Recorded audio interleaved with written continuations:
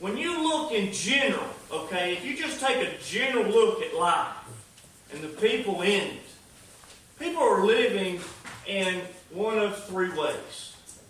Either today, we're just trying to make it to our golden years.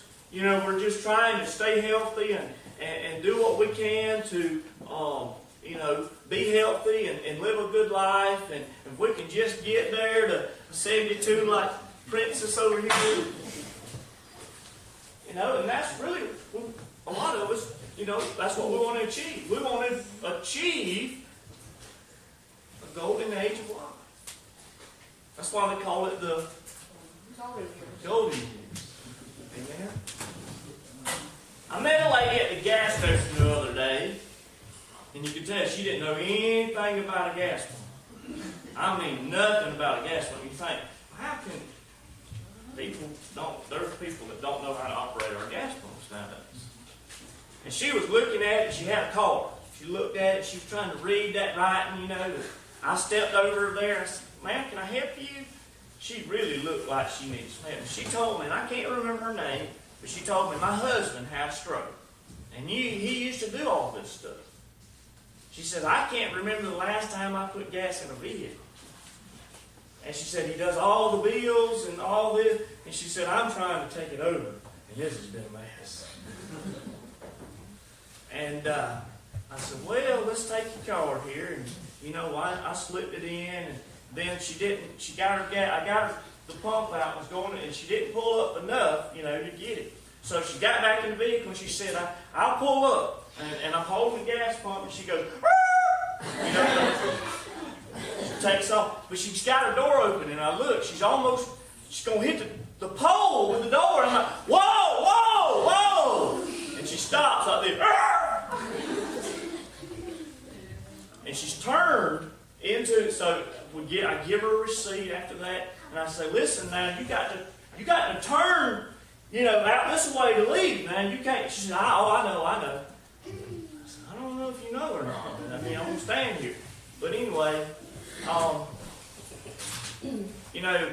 I think she'd been living a while in the golden years. The years that her husband had really done all these things for her, and she didn't have to fool him. And then all of a sudden, she took a step where she had to step up. I had a grandmother, a great-grandmother. My great-granddaddy, he did everything. She didn't even know where nothing was in the house when he passed away. But, we want to make it to those years. And a lot of times what we think about is, man, I want to see my grandchildren. And I want to see, my children make something out of themselves or be happy. We want to be a part of that life. So a lot of us live in the ideal that I want to achieve golden age of life.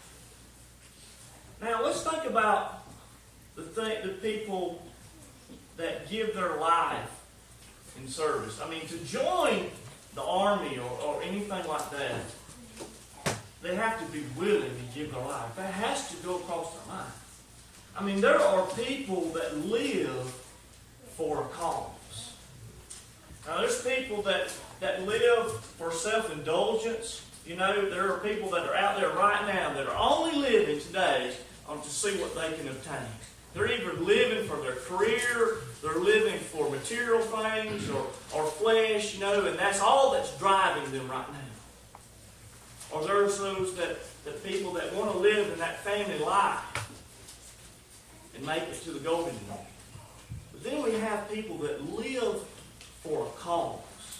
And I've thought a lot about this because, you know what? I want to make it to the golden years. I do. I want to get there where all my bills are paid. I don't know if that happens. But I want to get there where all my bills are paid and I can sit on that rocking chair and I can, get a call and can barely hear the call, but I know it was Emily and she said everything was fine. So now, that's what I want. But then we see people that live for a cause. What about Angela? I thought so much about her last week when she was talking. She has sacrificed so many things of this country and this lifestyle and put herself in harm's way, and that's living for a cause. Think, why would she do that? Why would she give up, a career over here or family or those things, and sacrifice those things to live in a hostile environment, to live for a cause? Why would a soldier take a battlefield knowing that he's there for something that he can't touch? He's there fighting for something he can't see or he can't feel. He can't do anything with it. He's fighting for freedom. Is that an idea? No, it's a cause. To live for a cause. You see, Angela's found out that salvation isn't just something we obtain, but something we live in. She is living for a cause. And that cause could end her life at any time. So many people have given their life for religion or freedom, sacrifice. And I think today, what am I living for? Am I living for myself? Or am I living for Christ? Because if we find out what salvation is the answer to your question. What would I trade for my soul? Nothing. I wouldn't give my soul up for nothing. Yet, salvation. I'd give my soul to Christ all over again today. Knowing what I know about church. And knowing what I know about religion. And knowing what I know about the world. And what it has to offer for the flesh. And what it has to offer for everything else. I would still today give up my soul for salvation. But now, we must realize how precious salvation is. It talks about in verse 26, the precious life. What can be more precious than Jesus Christ? What can be more of a reason to live than for Jesus Christ? What bigger cause could there be than living for Jesus Christ? I know the day that I have many things that I consider precious. I know that my kids are precious. But you know what it is? It's still something about my children that I can't touch or feel or smell or do anything like that. It's their innocency. This one gone. It's gone. I won't try it again. You know what I'm saying. No, it's gone. Once I tried twice, it didn't come. It's gone.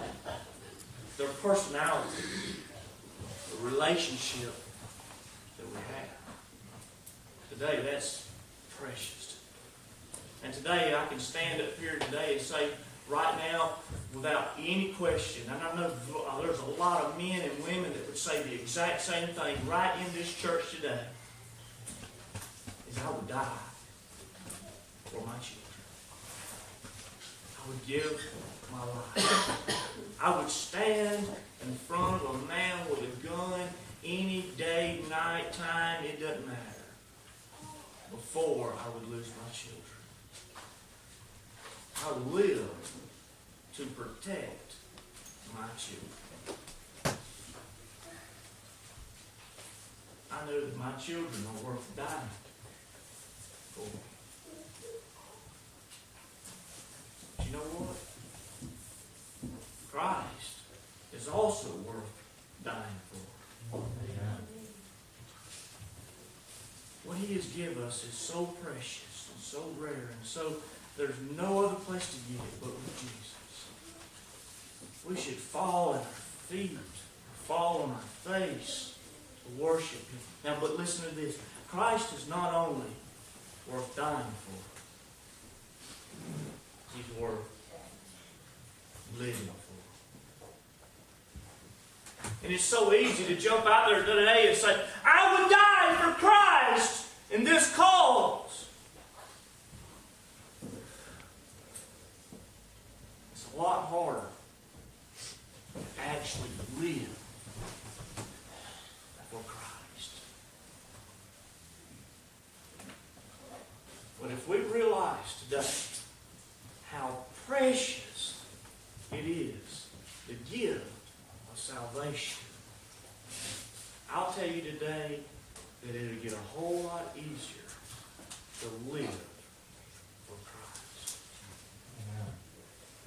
If we would just stop and admire this great gift that He has given us, and admire all that it took that we should be able to be saved, we would see just how precious this gift, I hope, truly is.